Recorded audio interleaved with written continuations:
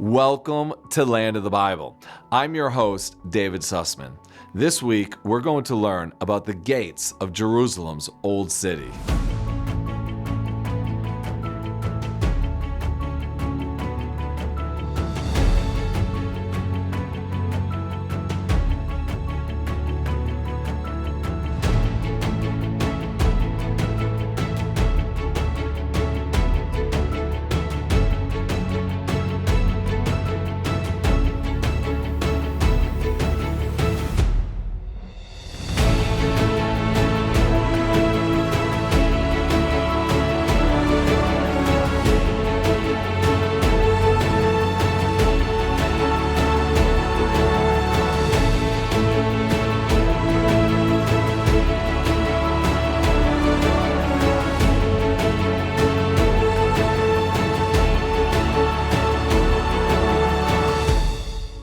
Located in the heart of Israel, in the Judean mountains and nearly 3,000 feet above sea level, stands one of the most sacred places on earth, Jerusalem's Old City.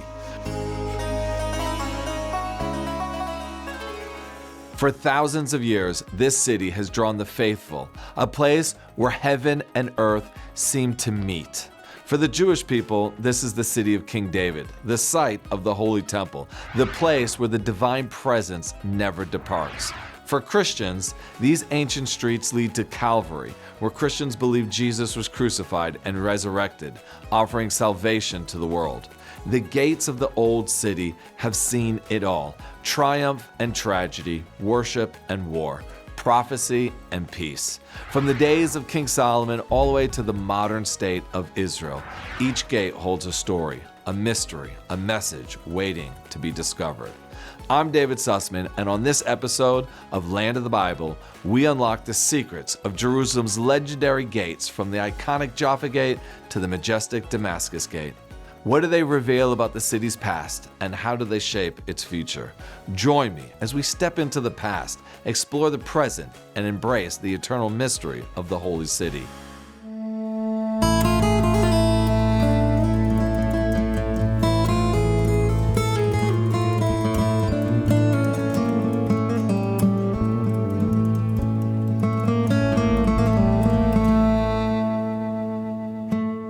I absolutely love walking down Jaffa Road, seeing the modern light rail station here in Jerusalem as I approach the Old City. The hustle, the bustle, everyone walking around doing their own thing in order to get to the Old City, which is really what we're focusing our attention on today in this week's episode. So come with me as we head over to the walls of the Old City.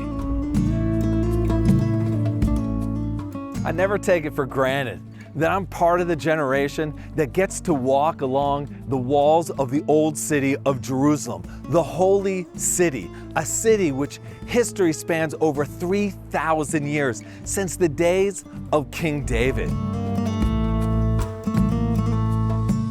If only these walls could speak. Well, they kind of can. The stones themselves tell us a story of the various empires and rulers who were in charge of Jerusalem during these 3 millennia. Sometimes it was Jewish kings, other times Christian kingdoms, and of course, the Islamic rule of Jerusalem, which spanned almost 1,400 years.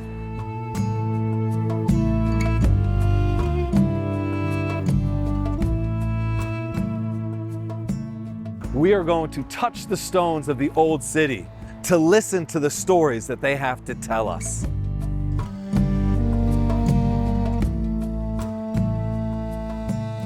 We are going to visit some of the major gates of the Old City. There's the New Gate, Damascus Gate, Herod's Gate, Flowers Gate, Lion's Gate. There's Dung Gate, Zion Gate, and of course, the all-important one, Mercy Gate or Golden Gate. But we're going to begin our tour today at Jaffa Gate, an important gate that provides an entranceway from the west. So come with me as we head over to Jaffa Gate.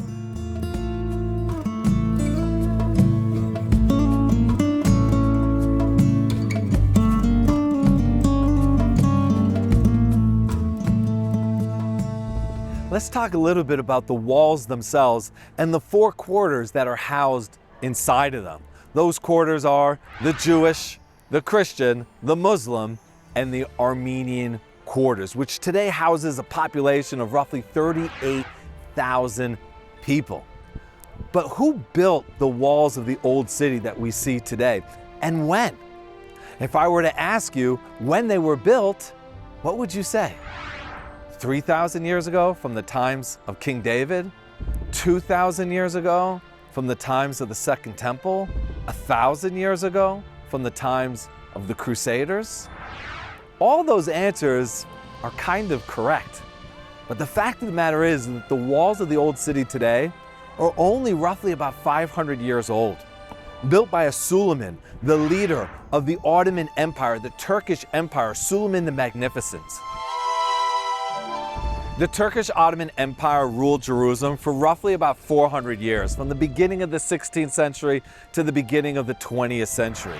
And like all the other foreign rulers of Jerusalem and the land of Israel, they treated their Jewish population as second-class citizens, and they did nothing to improve the quality of life here in Jerusalem for its inhabitants. And why did Suleiman the Magnificent build these walls at all? Why invest all of that money into a city that he really didn't care that much about? So the legend has it that he had a dream, and in that dream these lions attacked him, and he would wake up thinking he was about to die. So he went to somebody to interpret those dreams. And they said that the lions represent the tribe of Judah, the Jewish people, and they're upset that you haven't built a wall around their holy city. So he brings together a team of architects and builders and masons, and he comes to Jerusalem in order to build some of the most magnificent walls that Jerusalem has ever seen. Let's take a closer look at some of the stones that he used to build the walls with. Come with me.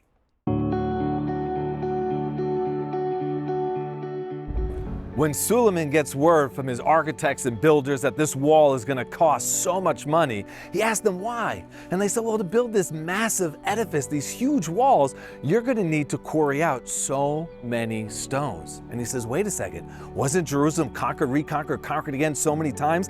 Aren't there a ton of stones from previous walls lying all around Jerusalem? Let's just use some of those stones. So when you look behind me right now, you can see all of the stones. They look different from one another, and they each have their own story. Let's take, for example, the stone we can see over here. It might not actually be the best example. Maybe this one's a little bit better. You can actually see how there's a beautiful frame around it and a little rough interior area. This probably dates back to the time period of Herod, to the end of the Second Temple period, roughly about 2,000 years ago. You have a stone over here. And if you guys come in a little bit, you'll notice that there are these diagonal lines that are running across the stone. You see a lot of this type of masonry in the Christian quarter, and that's because this stone is a Crusader style stone. So it's roughly 1,000 years old, 900 years old. But for me, the most special of all the stones that you can see all around the old city is this stone right here. Look at this stone. It seems a little unremarkable when you just walk past it. I mean, so many people do. They never stop to take notice that this stone looks a little different than the other ones all around. And the reason why is you have this frame all around it, and then this protruding boss. Now that protruding boss serves a purpose, right? If somebody comes with a catapult and they're, throwing stones at the wall to demolish the stone, this is before we had, F-35s, it would deflect the stone and the impact would be less than on a flat surface. But who constructed this stone? That's the important part. This stone actually dates back to the Hashmonean period, and that's the time period of Hanukkah. Every time I take a group here to the old city, I make them stop, put their hands on this stone. I take a picture of them so that if they celebrate Hanukkah, they can put that picture next to their Hanukkah, their menorah that they light for the Festival of Lights, and they'll know that they touched a stone that dates back to the time period of that festive holiday.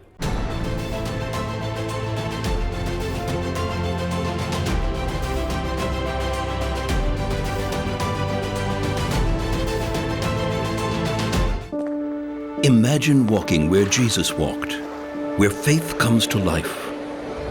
Feel the Bible story unfold around you, from the green Galilee to Jerusalem's ancient streets. Experience the serene and welcoming land of the Bible, where miracles happen. Put your heart where His footsteps are. Visit Israel.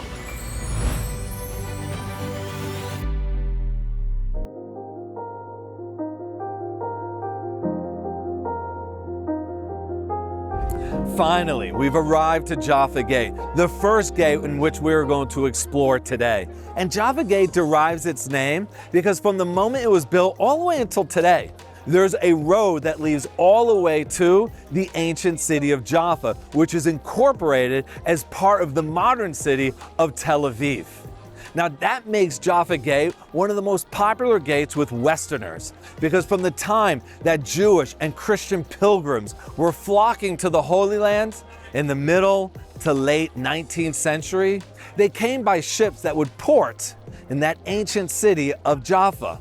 And from there, they would take their caravans to the holy city of Jerusalem, arriving to this gate, which is probably why Wilhelm Kaiser, the Prussian king who came here in 1907 to inaugurate one of the churches he built here in the Old City, decided to enter the Old City through Jaffa Gate. Jaffa Gate is one of the most beautiful gates here in the Old City, and the reason behind it is you can see the beautiful inverted Corinthian capitals, the beautiful ornate arches. It's gorgeous. It's amazing masonry. But guess what? The Turks didn't do that Masonic work. They took these stones from a pre-existing building and incorporated it into Jaffa Gate. As we head into the Old City, I just want you to take notice of the Arabic inscription you have on the wall there, which commemorates Suleiman the Magnificent, right? Self-entitled the Magnificent One. Also, the name Suleiman is Arabic for Solomon or Shlomo in Hebrew, something to take note of. But that sign over there commemorates his glory and the glory of God for enabling them the ability to build such a magnificent wall. And it really was and is an incredible wall. Come into the entrance with me as we head into Jaffa Gate.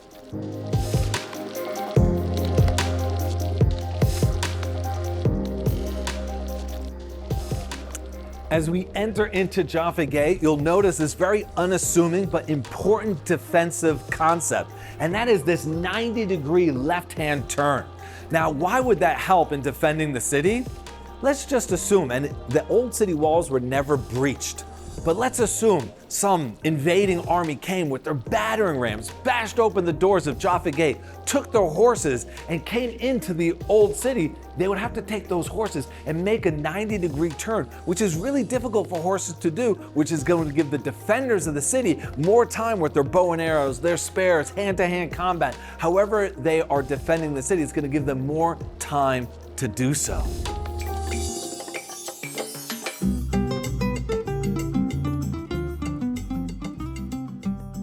One of the great attractions here in the Old City is the Ramparts walk. To be able to walk on top of the walls of the Old City, giving unprecedented views inside all four quarters, as well as the modern city of Jerusalem to the outside. In addition to walking along the walls, they have these awesome figurines all over the place that's got like a little QR code that you can scan that tells you about the various time periods of Jerusalem. One of the fun things that kids love doing is peeking out through one of the slits here in the Old City walls, where defenders of the Old City would be, during the Jordanian times, the Jordanians used to sit here with guns facing towards the Jewish communities in Western Jerusalem. Earlier times during the Turkish period, they'd be sitting here with bow and arrow, spears, all different ways to defend the Old City. But my favorite part of being up here is looking down on the homes, seeing the basketball courts, seeing the way the people of the Old City live today, from the Muslim quarter to the Jewish quarter, and from the Christian quarter to the Armenian quarter. It's all really amazing. One of the significant features here in the old city walls is the Tower of David, which was given the name by the Crusaders roughly about 1,000 years ago, but has nothing to do with King David himself. And that's that big tower. It's actually a minaret that you can see behind me, which was a mosque that was built during the Umayyad period, probably around 1,200 years ago, but is built on the foundations of King Herod's palace here in the old city, which consisted of 3 main towers named after one of his wives, Miriam, his brother Fasael, and his best friend Hippicus. And that palace of his would later become the fortifications of the future rulers of Jerusalem. But the entrance to King Herod's palace is believed by many archaeologists to be from the outside going inside right here. We're walking through the entrance of King Herod's palace 2,000 years ago.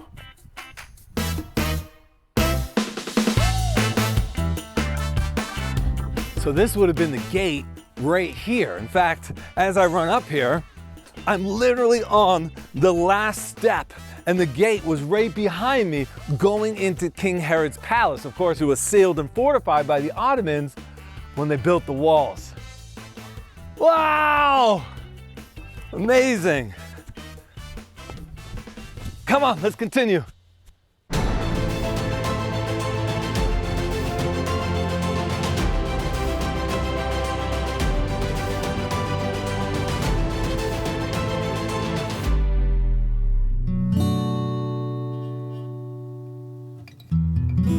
Wow, this is cool. Come over here, check this out. So this whole section here that we've been walking along dates back again to the Hashmonean period, the story of Hanukkah. This was a guard tower along the walls of the old city. And you can again see that Hashmonean style of masonry with the frame and the protruding boss deflecting any cannonballs that would have been launched at it with a catapult. Very cool.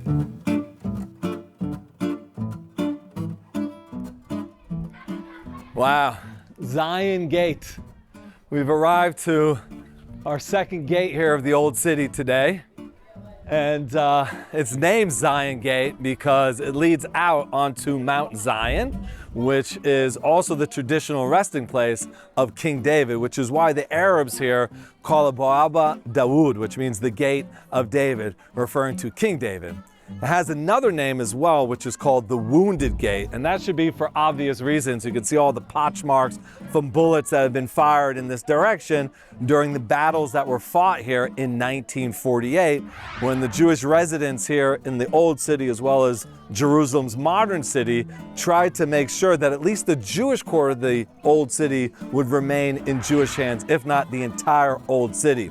Unfortunately, we lost those battles, and the Jordanians who took over exiled the Jewish residents from the old city out of this gate. So this gate has a lot of meaning to me, because on one side it represents our exile from the old city, but on the other hand, in 1967, this was one of the gates that the forces in the IDF, the Israeli Defense Forces, entered the old city to liberate it and once again bring it back to Jewish hands, and making it a place that people like me and Jews around the world and people around the world from all different faiths can come and worship the way that they want to. It is an absolutely beautiful gate. And one last thing I'll mention is just on the inside, you know, there's a mezuzah. There's a prayer that's recited by Jews every day called the Shema. And in that Shema, it says that we are to adorn the gates of our cities and the doors of our homes with a mezuzah, which is a very special scroll with some Hebrew prayers on it. And I don't know any other city anywhere in the world that has mezuzahs adorned to their gates, other than the old city of Jerusalem over here. But the mezuzah on Zion Gate was made with the lead and the copper and the various metals that were used for the bullets that were fired into the wall. So when they took those bullets out, they melted them down and made this really beautiful mezuzah, very significant, very meaningful mezuzah for a very meaningful gate in a meaningful place. So let's head on down to Dung Gate now.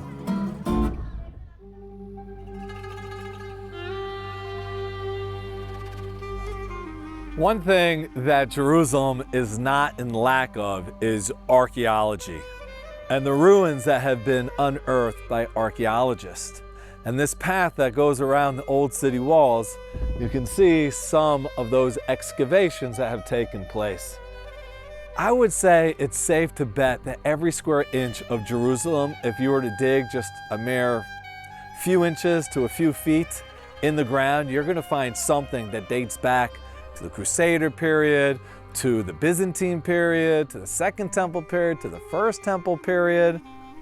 Obviously, the deeper you go, the older it gets. And here you can see there's a beautiful mosaic floor and some walls, some staircases, most likely dating back to various time periods as this excavation goes pretty deep. And this is between Zion Gate and Dung Gate. So let's continue down the path to the next gate.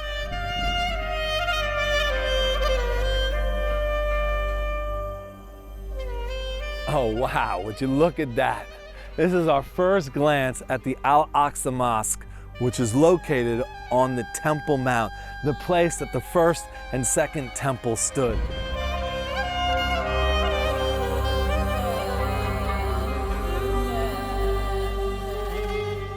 All right, my friends, welcome to Dung Gate, a very popular gate for tourists today because buses can unload their groups here, and this is the closest point to the western wall. So just through that gate and through a short security check, tour groups can arrive to the western wall. There's also the Southern Wall Archaeological Park, which is a very, very important place as well. You can walk up the stairs that led up to the Temple Mount during the Second Temple period. It's also on the other side, on the outside of the gate, the closest that you can get to the city of David, another very popular tourist attraction and significant, meaningful spiritual place here in Jerusalem. So why is it called Dung Gate? It's not such a pretty name at all. And the reason why is that this was the area during many periods of time where the residents of the old city would throw out their trash. So it had a very awful smell in this area. But it's also a little bit of a new gate. If you take a look at it, it looks kind of new. Well, not exactly. When the Ottomans built it, it was a very, very small gate that, you know, people could go into really only on foot, not even with a horse and carriage. And the municipality in 1985 widened the gate so that buses can actually enter and cars can enter, taxis can enter. They can get vehicles in and out of the old city through Dung Gate.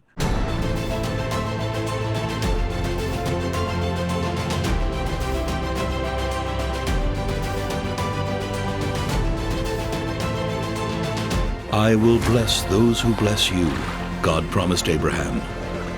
Embrace this covenant by connecting with the people of Israel. From Jerusalem's stones to Galilee's shores, experience living faith through their traditions and hospitality. Your journey is more than visiting biblical sites. It's about hearts that welcome your friendship.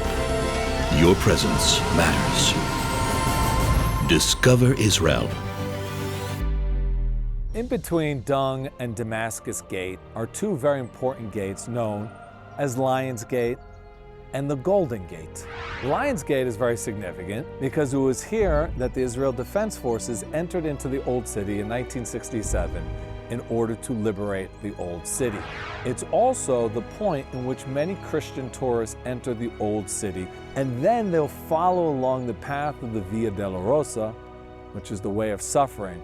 However, it's Golden Gate that is the most significant for us. And the reason why is that according to Jewish tradition, this is the gate that the Messiah will walk through as he enters the Old City. It's also believed by Christians that this is the gate in which Jesus exited the Old City. Now today, it's completely sealed off. And there are many traditions as to why this is, but one of them is that the Muslim rulers of the Old City wanted to prevent the possibility of the Messiah walking through that gate. And why that gate specifically? Because that gate is the only one that goes directly onto the Temple Mount. My friends, we have arrived to what I believe is the most beautiful and ornate of all the gates here in the old city of Jerusalem, Damascus Gate. And it's called Damascus Gate for similar reasons that Jaffa Gate is called Jaffa Gate.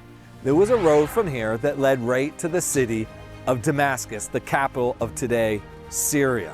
The earliest depiction of Damascus Gate is in the Madaba map, which was part of a mosaic that was discovered on a church floor from the Byzantine period in what is today Jordan. And in this Madaba map, it shows Damascus Gate with a pillar, which gives yet a third name for this gate, which is the Column Gate.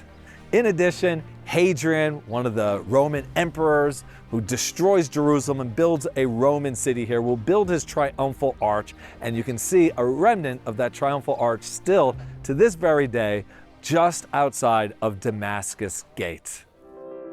Jerusalem is a city that never stops growing, where history and modern life blend together in remarkable ways. From its early neighborhoods to its vibrant markets and high-tech centers. Join me as we explore the new and modern city of Jerusalem.